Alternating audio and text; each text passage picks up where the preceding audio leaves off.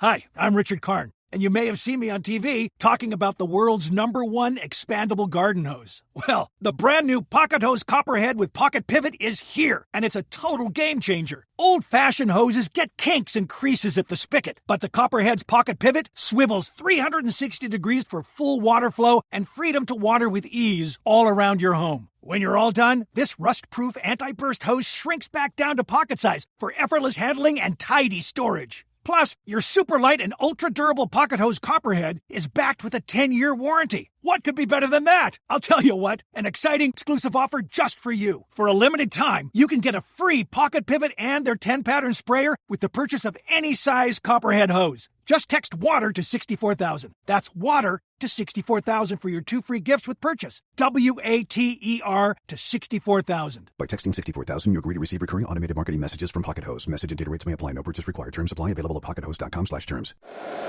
Every team, every topic, everywhere. This is Believe.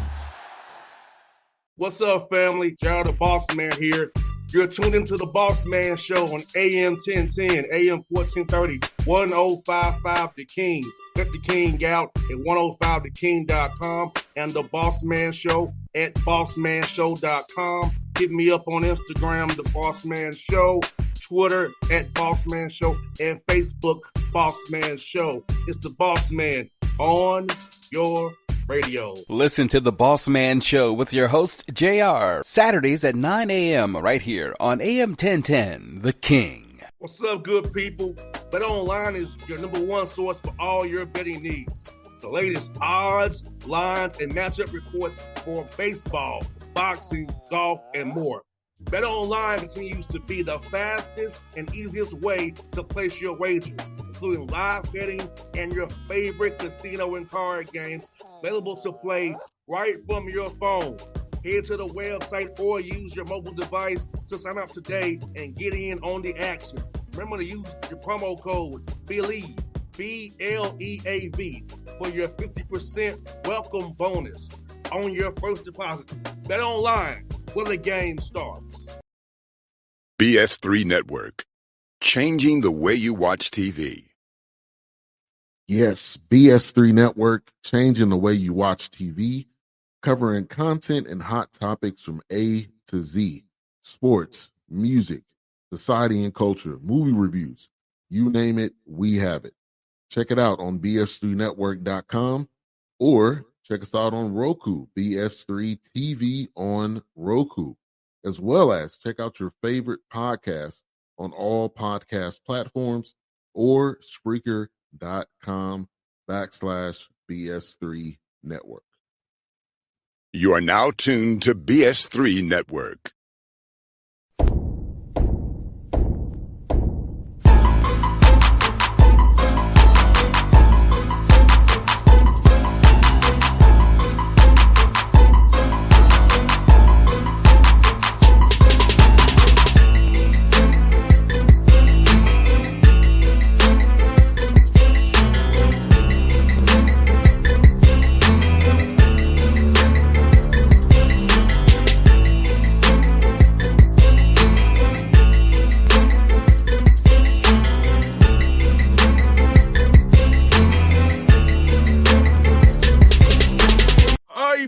Back on the Bossman Show, enjoyed by my Facebook friend and friend of the show, Coach Andre Gray, Eastern Tennessee State University out of CIAA, doing big things. Coach, great to talk to you, man. How you doing, brother?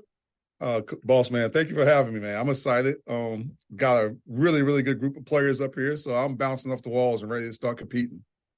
I hear that, man. I hear that. So let me ask you, man, how's it feel being in year 2 now, leading this program and for you getting your feet wet, knowing the lay of the land now? So how's it been, man? Oh, it's been great, man.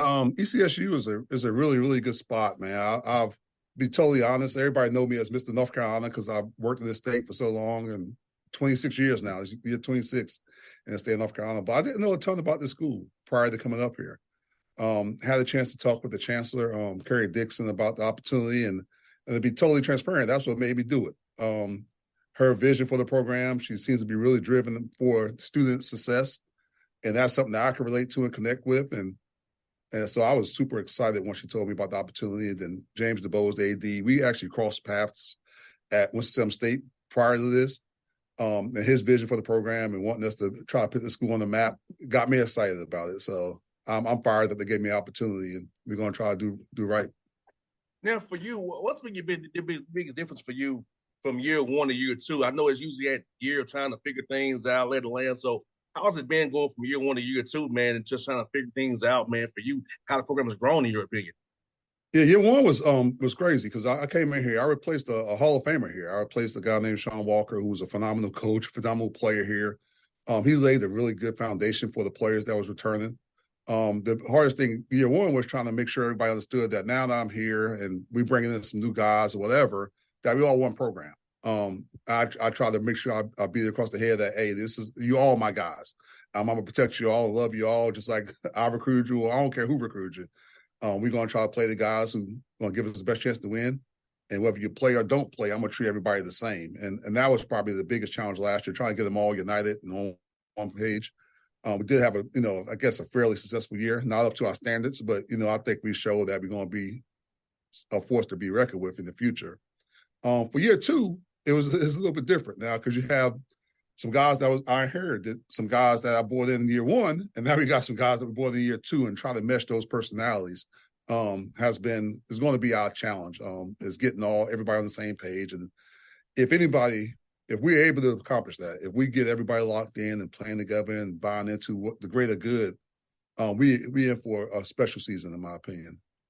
And Coach, great for you, man. Do you feel like with this portal NIL stuff piece, that you be able to get better high school guys that's getting overlooked now and get them to commit to you now because they're not getting the offers at the lower D1 level or things they thought they may get. They can come play for you, CIAA. You're still some competition. And if you put out good talent and good film, guys will find you. Yeah, I try to look at it a little bit different, to be honest. I just try to recruit basketball players. I don't care if you're 18 or if you're 25. If I think you can play, I'm gonna try to bring you into our program to help us out. We've been lucky. Actually, our leading scorer last year was a high school kid. Was a freshman for us. Guy came straight out of high school, led us in scoring. But that's kind of not normal nowadays. Everybody want to get older and stay older. It's kind of the cliche. But I want dudes that can play. I've coached Division I basketball for 20 years, and I understand sometimes just because you went to a Division I school don't mean that you're a good basketball player. There's some basketball players sitting on those benches. So I try not to get caught off in the levels. We don't talk about the levels here. I'm a basketball coach. I'm not a Division II coach. I'm not a Division III. I'm a basketball coach. And these guys are basketball players. And we really, really try to harp on that within our program. We don't care who you are, what you got on your jersey. Our plan going to be the same. We're going to plan on coming in and trying to beat you. And at the end of the day, like with our program being about growth, we want these guys, because most of them we recruit them to, they want to play after this. They want to have the opportunity to play after this. And they got to understand they got to compete against everybody to get those opportunities, no matter what level. Not only the guys at the so-called above you level, but the guys below you too. It's a really good NAIA and Division III players out there too, who's coming to try to get those same checks that you are. So we don't really talk about the levels much because I know for a fact I did it. Like there's some guys in those benches that can't play worth a darn, and there's a reason why they aren't playing. So I don't try to get caught up. There right. Yes, sir. I have seen it, but y'all like you have my old two eyes. You here for what? Because we make mistakes, right? Recruiting is not like there's no science to it, right? You're gonna make mistakes. You're gonna hit on some, you're gonna miss on some. You're gonna have guys that you think gonna be all stars who's not gonna play at all. And you got some guys that you ain't gonna think much of going to be really good players for you. So there's no real science to it. So the thing is to try to trust your eyes as best you can and put together the best roster that you can. And talk about this Coach Gray and North Carolina. After that, there's some great talent in that state, man. Talk about just high school basketball out there, man. I know a guy I know very well, Dominique Wilkins from the Hawks, man, from North Carolina. Bam Adebayo as well. Guys come out of that state, John Wall, different guys. About the talent of that state, man, and how basketball has evolved over the years. Yeah, the hoop state is special, man. Again, I've been blessed because I grew up here. I wasn't born here. I came to North Carolina when I was 11.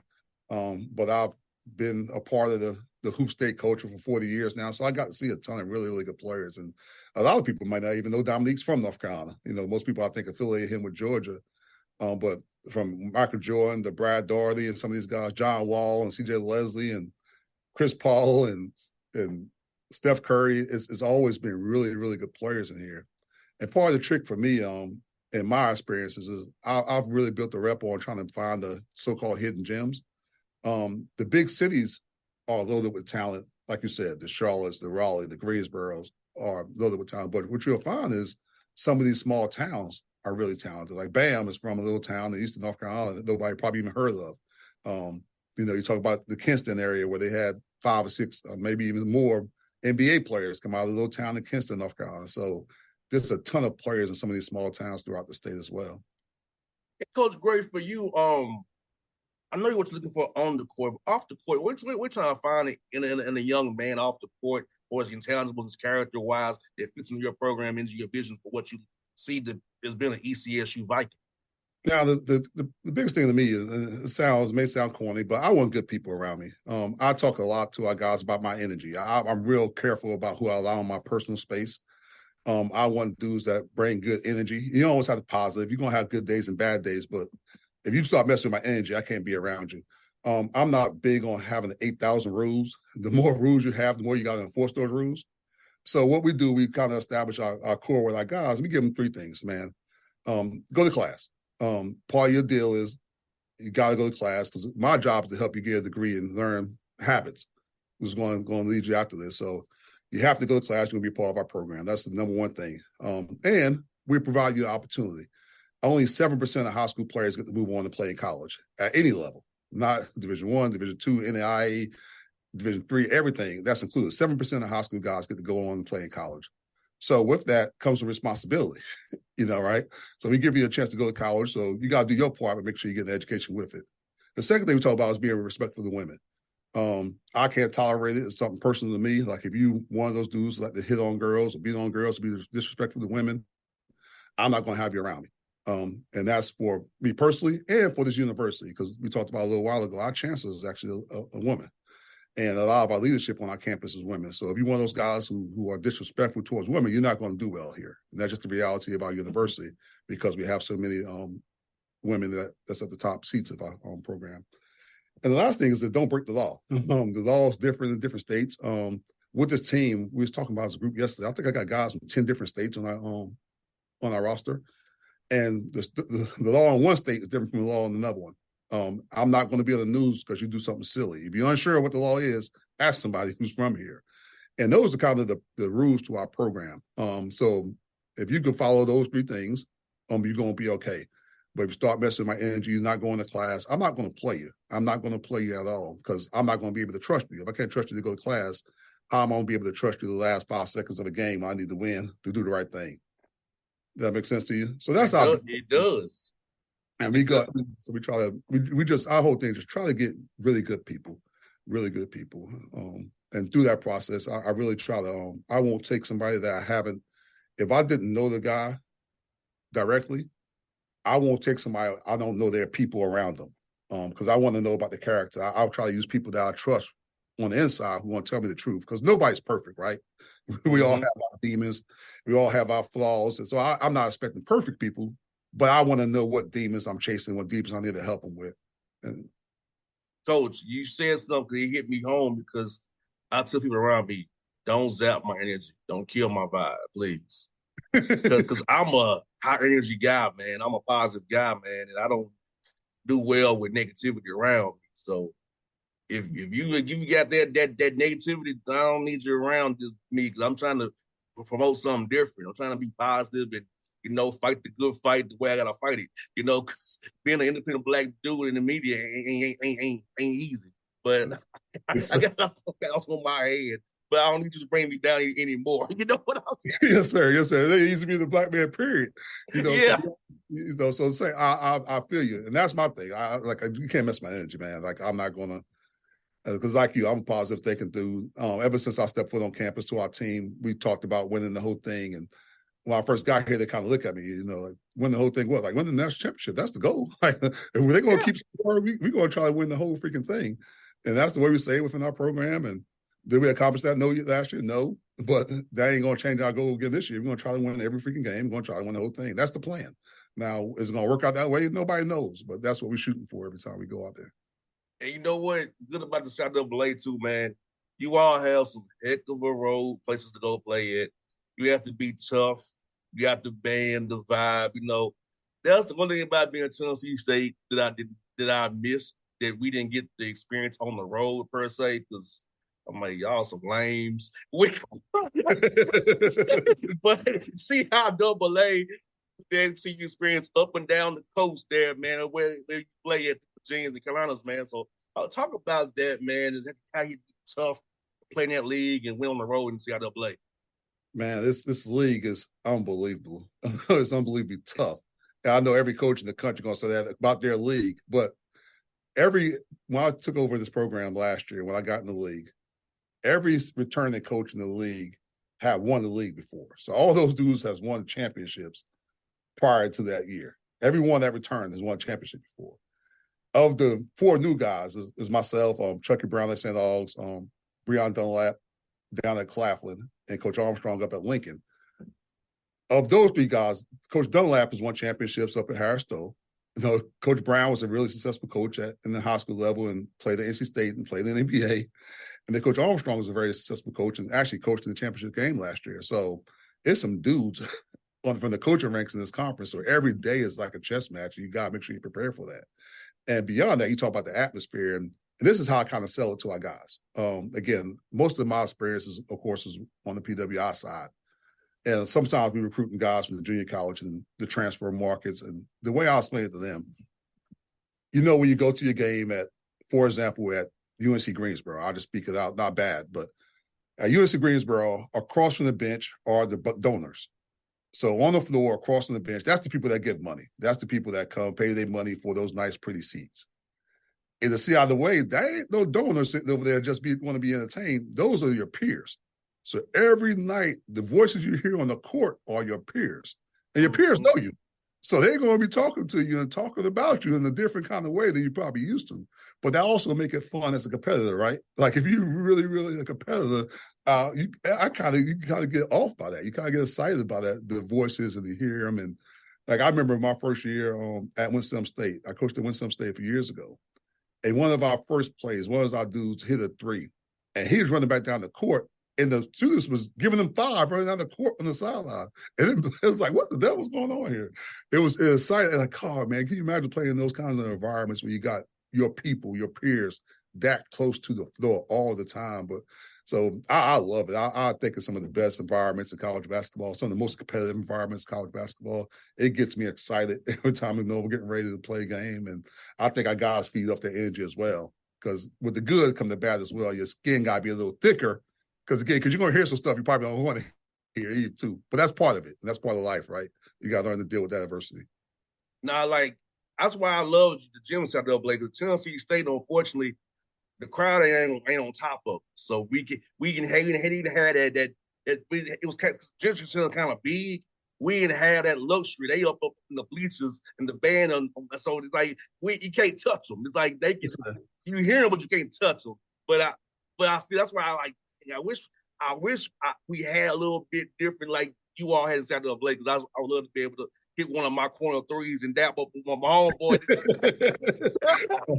I'll tell my friends, like if you've never been to a CIAA on CIAA game, 2 of those, if you get a chance to go, if you get a chance to see a CIAA game with 2 of those teams playing against each other, it's an unbelievable experience. Everybody, if you're a basketball person, you need to do it at least once.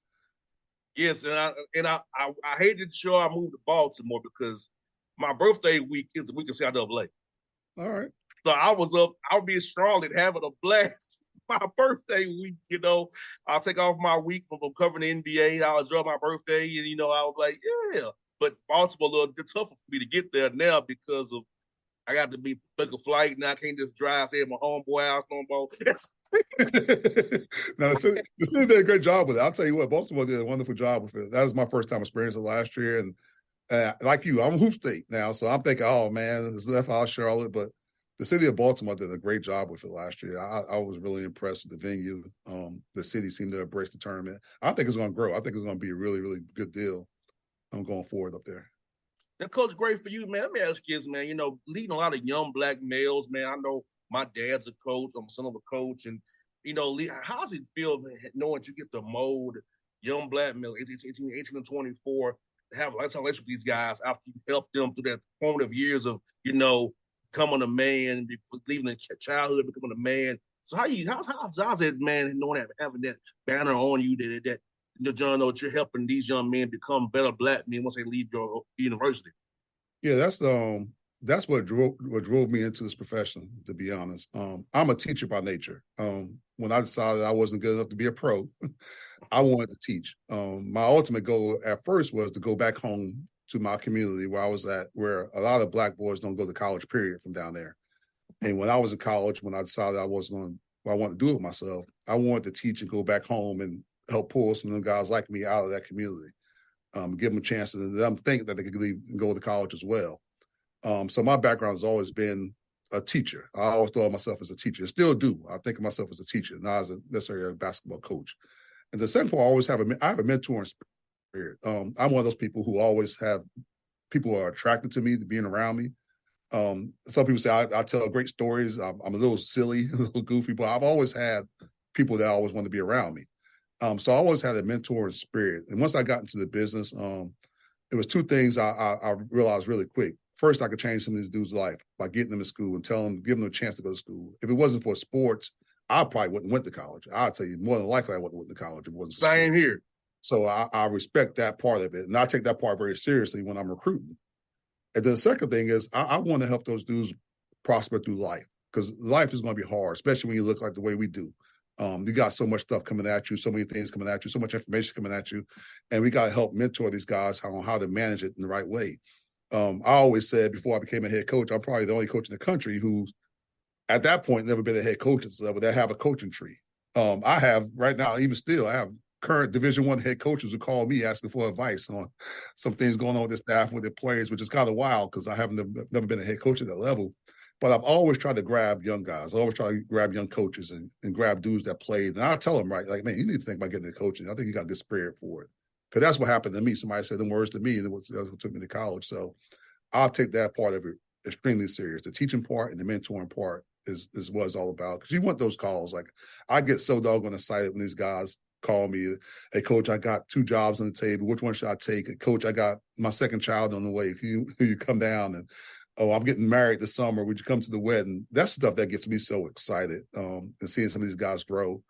When I took this is my first head coaching job, and one of my staff members, one of my assistants, actually I recruited when I was at Western Carolina. This would have been 2007, 2008. And I never remember even having this conversation with him, but he remembered it. And I told him, like, before you leave here, you're going to have a chance to be player of the year in the Southern Conference. And unfortunately for him, he was running around that league when Steph Curry was running around. So, but he did make all league a couple of times, first team all league, scored 2,000 points, had a good career. And I just noticed how much he loved ball. And I told him, when I get me a job, I'm going to hire you. Now, I didn't think it was going to take 15 years from that point, but sure enough, I wanted to get in this position at Elizabeth City, and I called him and I helped him get into the business. And that makes me smile, watching him grow now as a coach and gaining experience. And hopefully I changed his life in that way as well. No doubt, man. I tell you what, being a son of a coach, man, so I feel it, understand it. I know I take my pops to different baby showers, different big grand openings and stuff like that. They hit him up on Father's Day. I see it all from my father. So, yeah, I exactly know what you mean. And you know what? My dad said I should coach. I'm like, Dad, I'll be disbarred from coaching with the mouth I have off the air. Yeah, I got a dirty mouth too now, but I try not to show off my kids. Yeah. And I had some really good mentors and growing up, and one of my favorites was a guy named Larry Hunter at Western Carolina. And I was coaching against him with him one day. Of course, I was his top assistant at the time, and we was coaching against another school, and the opposing coach was running up and down the sideline screaming, screaming at the ref, screaming at his kids, screaming, pass the ball, shoot the ball, do this, do that, do that. And coach just tapped me one day on the leg. He's like, "You see that, coach?" I said, "What you mean?" He's like, "Coach, if I show you a coach doing all that running around telling the kids what to do, I'll show you a coach that have bad practice plans." And I never thought about it that way. He's like, if you got to do all that coaching during the game, what W you doing in practice? Mm-hmm. And that's one thing, like a lot of times the guys that do all that gyrating and stuff like that, and I know it's all personality based too, right? But usually if you got to do all that coaching during the game, you ain't do something's wrong in your practices. So you need to work on what you communicate with your guys in practice. And so my thing is, I ain't gonna show these guys up. We get after them in practice, try to teach them the right spots. But then the games, they gotta be able to play. They gotta make their own decisions. And that came from one of my mentors, Larry Hunter. So I try not. I'm not gonna show them up. I'm not gonna scream at them and curse at them and stuff like that. I'll pull you out if you're making that mess up too much. I'm just gonna take you out the game. I ain't gonna put you in there.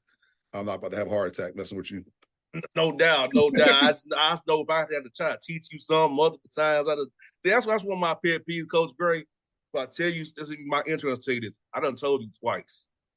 That's one of my pet peeves, repeating myself. So I said, Dad, I know myself. I ain't got the patience. I know if I tell you something multiple times, I'm going to start saying the wrong thing. So I said, it ain't for me.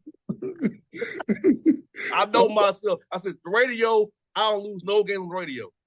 I lose no games here. I just have a good time. Yes, sir. Then Coach Gray, I got one more for you, Coach Gray. Yes, when sir. you're not coaching hard, man, and helping these young men live Slippery State, how do you decompress and kind of get away from the game and just enjoy life when you're not in this grind every day of this industry, man? Man, that's my biggest flaw as a person. It's just my wife and I. We don't have any children. It's my wife and I. And I've gotten better at when I'm not doing this and making sure I'm paying my wife some attention, right? Because she's been a trooper. She's been with me from the very beginning of me in this profession. I was actually a middle school coach at the beginning, and she was with me as a student when I was at Fayetteville State. So she actually got to watch me grow, and I moved her all over the state of North Carolina, from Wilmington to Cullowhee to Boiling Springs to Shelby, all over the place. And one thing is, I had to learn to pull away from the game a little bit and make sure I'm giving her time and respect, right? But other than that, I don't have any hobbies. I wish, like Dev, I could find one. I tried my darndest to find one. This summer, I was proud of myself because I watched some of those shows that everybody talk about. I watched like BMF and Snowfall and all that stuff, and I was like, hey, I'm getting kind of cool. I'm learning the world. But to be honest, I don't see I don't think of what I do as a job. When I got free time, I'm doing something basketball related. And it's not like punishment. It's not like work to me. I like watching Synergy. So I like watching games on Synergy. I'll pull up. The other day, I was watching the Lithuanian national team offense. And I just like to watch the game and study the game. And so I don't even see it as work. That's my hobby is doing that stuff. I like watching how different people play ball screens, like watching how different people get into actions. And I get on and watch YouTubes of kids. Everybody who send me a video, for the most part, I'll watch them, which is kind of odd. Every Instagram inbox I get, every email I get, I watch them all. And now some of them I know I'm not going to take, but I just enjoy doing that. And I could get away from the business sometimes and by even watching those videos. And then I watch a lot of NBA. And I know that's might sound kind of to your question because it's still basketball related. But to me, NBA basketball is totally different from the college game, right? Oh, it is. Definitely. Been around every day. It is. So I could watch an NBA game and enjoy it because I'm not trying to coach it. Like I catch myself when I watch a college game. So hey man, I would have did this, I would have done that. When I watch an NBA, I'm just watching it strictly as a fan. I want to see some dude go for 80. Like I want to see somebody go crazy. And so I could watch the NBA game as a fan. So that's what I do as well. Now, Coach, it's going to sound real childish to me. But I'm tell you what I do. I go to the arcade and play video games. I go to the batting cage, or I go bowling to get it out of my system. Because, sometimes when the Hawks lose, man, it goes home with me, and it shouldn't, but it does. I'm not playing, but it goes home with me, Yes, sir. I'm covering the team every day, so it's like I'm immersed, right? So go play some video games in round one, go to the batting cage, go bowling, man, blow some steam after a tough loss, man. Especially if we're in Atlanta at home, on the road a little harder. But if I'm at home, I just like go, that's like blow steam, brother. Yes, that's a good thing about being a fan. See, I'm a terrible fan. And some of my friends laugh at me. I can't be a fan for a team that loses. If I'm gonna be a fan, I want to be a fan of a winner. So people always ask, "Who's your team?" Like I don't have a team. Like I'm a Kobe guy. I was a Kobe fan. So when Kobe was playing, it used to break my heart every offseason, especially down the stretch. Like they got, oh man, it's going to be the year they're going to get Kobe some help, and they wind up finishing 8th. So I'll jump ship on you. Now, if you're going to be a bad organization, I'll jump ship. I don't have no problem doing that. So I'll tip my hat to guys like you who stayed strong with your teams, because I'm not going to hang in there with you. Like I've been all Atlanta my whole life. I've seen the good, bad, and ugly of Atlanta sports, unfortunately. And they tell me, you can't jump around. It's okay, I'm a fan.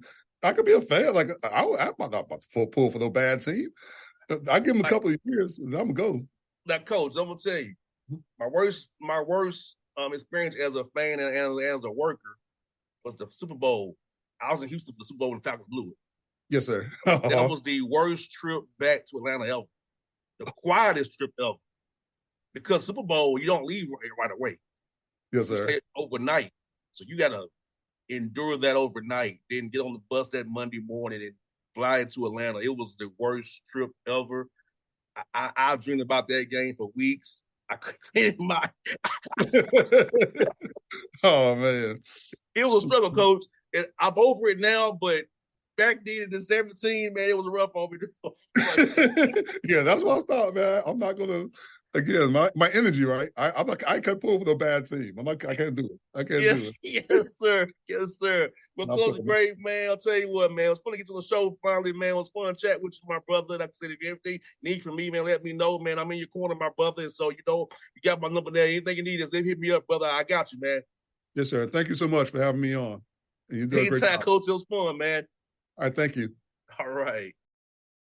BS3 Network. Changing the way you watch TV. Yes, BS3 Network, changing the way you watch TV, covering content and hot topics from A to Z, sports, music, society and culture, movie reviews, you name it, we have it. Check it out on bs3network.com or check us out on Roku, BS3 TV on Roku, as well as check out your favorite podcast on all podcast platforms or Spreaker.com/BS3 Network. You are now tuned to BS3 Network. What's up, good people? Bet Online is your number one source for all your betting needs. The latest odds, lines, and matchup reports for baseball, boxing, golf, and more. Bet Online continues to be the fastest and easiest way to place your wagers, including live betting and your favorite casino and card games available to play right from your phone. Head to the website or use your mobile device to sign up today and get in on the action. Remember to use your promo code BELIEVE, BLEAV, for your 50% welcome bonus on your first deposit. Bet Online, where the game starts. What's up, family? Jared the Bossman here. You're tuned into the Bossman Show on AM 1010, AM 1430, 1055 The King. Let the King out at 105theking.com and the Bossman Show at bossmanshow.com. Hit me up on Instagram, The Bossman Show, Twitter at Bossman Show, and Facebook, Bossman Show. It's the Bossman on your radio. Listen to The Bossman Show with your host, JR, Saturdays at 9 a.m. right here on AM 1010, The King.